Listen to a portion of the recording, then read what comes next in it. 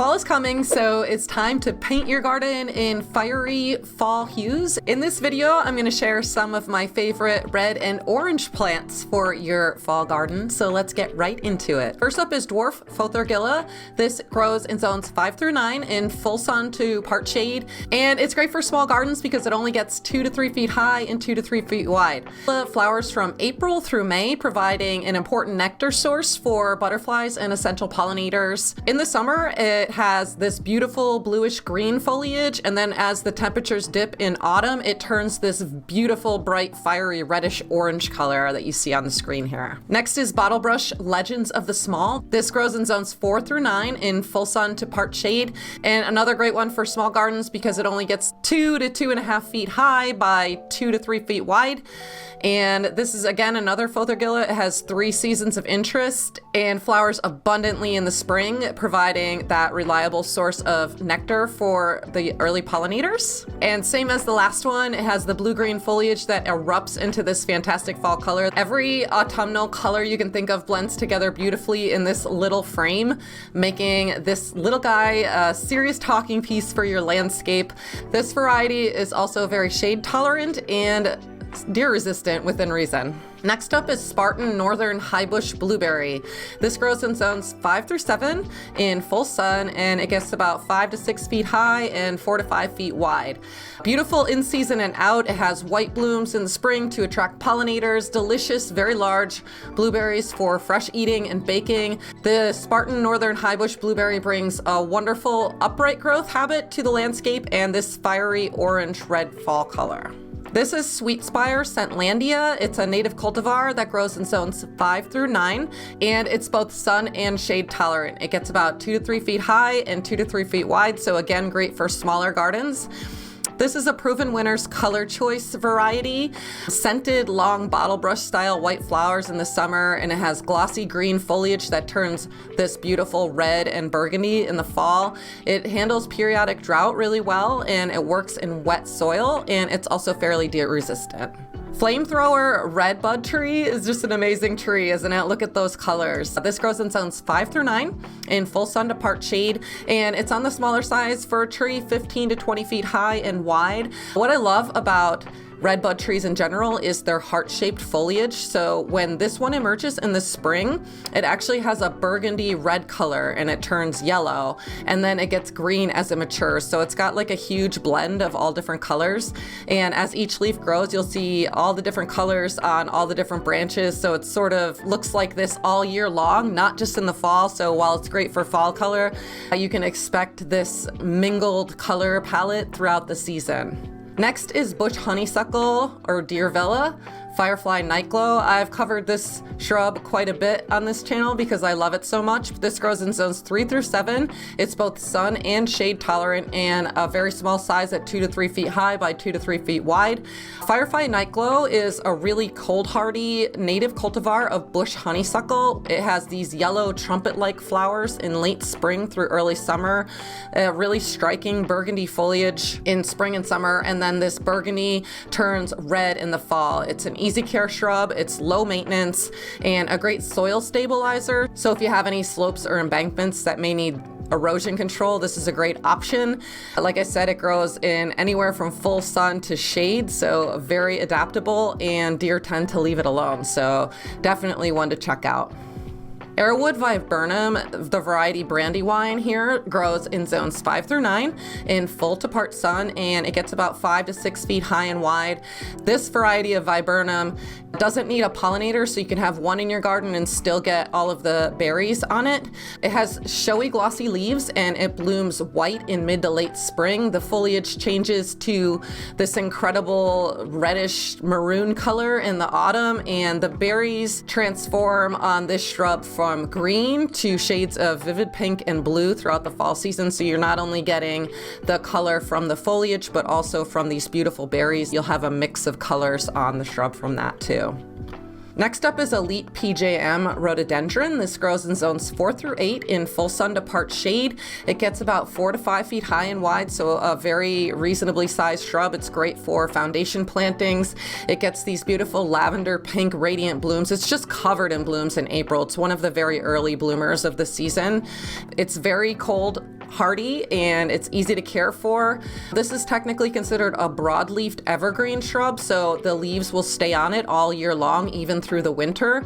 The leaves are kind of shiny, and in the fall, the deep green leaves turn this reddish purple fall color that you see here. It's almost like a burgundy color, and that color stays on it all the way through the winter. It's an excellent foundation planting. Like I said, it's great for hedges, and it gives you just that right amount of privacy without being overbearing. So definitely check out PJM Elite. This is Arnold Promise Witch Hazel. It's a native cultivar that grows in zones 5 through 9. Most of the websites I've seen say part shade, but I've seen it grow in pretty shady conditions myself.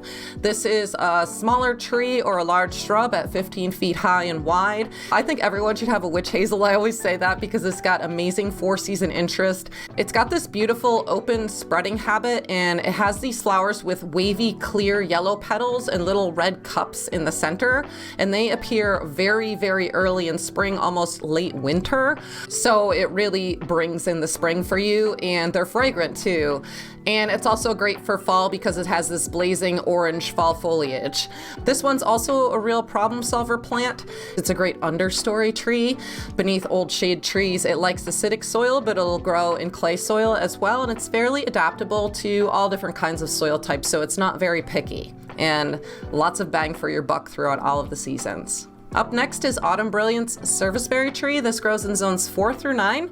It's full sun to part shade, and it's technically a large shrub. I'd consider it a small tree at 20 to 25 feet high and wide. This is a native cultivar of the native Serviceberry tree. It's a lot more disease resistant, and as the name states, Autumn Brilliance, it's really got that beautiful fall foliage color. In the spring, it blooms very early with white blooms, and in June, you'll get delicious berries that you can eat right off the tree, or you can make jams and things with them. They're called June berries or service berries. And then as the temperatures start to drop, it gets this beautiful fiery red fall foliage on it. I have this in my front yard, and I absolutely love this tree. I've had it for 10 years. It's gorgeous. It is about 25 feet high. I'm not expecting it to get much larger than that. And it does come in a single stem, which is the variety that I have, or you can get it as a multi-stem variety, which looks more like a shrub, and all of the trunks kind of come out from the bottom, so it's kind of a wider spreading habit. And I don't think that would get as tall as mine actually has gotten with the single stem. So definitely check out the Autumn Brilliance Serviceberry. I love this tree. Next up is Buttonbush Sugar Shack. This grows in zones 4 through 10 in full to part sun, and it gets about 4 to 5 feet high and wide. It's got these unique spiky and fragrant white flowers in mid to late summer, and these spikes actually produce red ball-shaped fruit, and it has glossy green foliage, so it's got a lot going for it throughout the season. And in the fall, it turns a beautiful burgundy color. All the foliage turns burgundy. So buttonbush in general prefers moist soils, and it can be trimmed in early spring. So it's a great 3-season interest shrub, and I just love it. I think it's a great, really unique addition that you don't see too often. Next up is berry Poppins Winterberry. This grows in zones 3 through 9 in full sun, and it's again great for small gardens 3 to 4 feet high and wide. And this is a proven winter shrub. And it doesn't have the foliage that you would be thinking for fall, but it does have these beautiful glistening red berries that are just covering this bush. It also has small greenish white flowers in late spring or early summer. I would say they're quite insignificant to the look of the shrub. They're not very showy blooms or anything. It's really a staple in the fall when the bright red berries appear, and as the leaves drop and you just see these berries in the snow, it's really, really beautiful. So for this particular shrub, you would need a male pollinator, such as little goblin guy, Winterberry holly. On the Proven Winter site, if you decide to go with a Proven Winter shrub, you'll see all the pollinators on there, so you can check those out. And that's how you would get the berries on the shrub. So if you don't have that male pollinator version, you can't get the berries, and that's really what the appeal of this one is. Next up is Leaf Hydrangea. It grows in zones 4 through 9 in full sun to part shade, and it gets about 6 to 8 feet high and a little bit narrower or 6 feet wide. With oak leaf hydrangea, just like other hydrangeas, you get those beautiful, large, full flowers that everybody loves with hydrangeas. It'll bloom often for weeks at a time. And oak leaf is also famous for its unique foliage in bright red, yellow, and orange hues in the fall. So really great fall interest on this one. I just love the foliage of the oak leaf.